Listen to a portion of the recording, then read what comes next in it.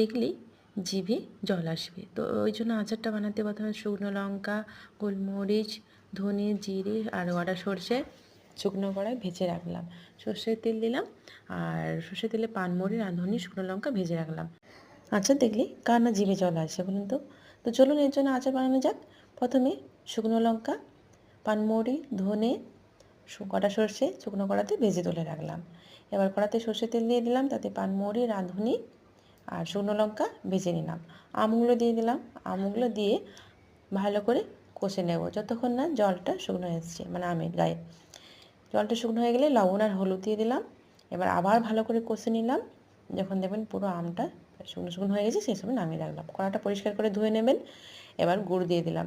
প্রায় 1 কিলোর উপর গুড় আছে। গুড়টা এরকম পাক হয়ে আসলে সেই সময় ভেজে রাখা যে আমি আমটা রেখেছিলাম সেটা দিয়ে দিলাম। আর আমটা কিন্তু সারা রাত আমি কেটে লবণ জলে ভিজিয়ে রেখেছিলাম।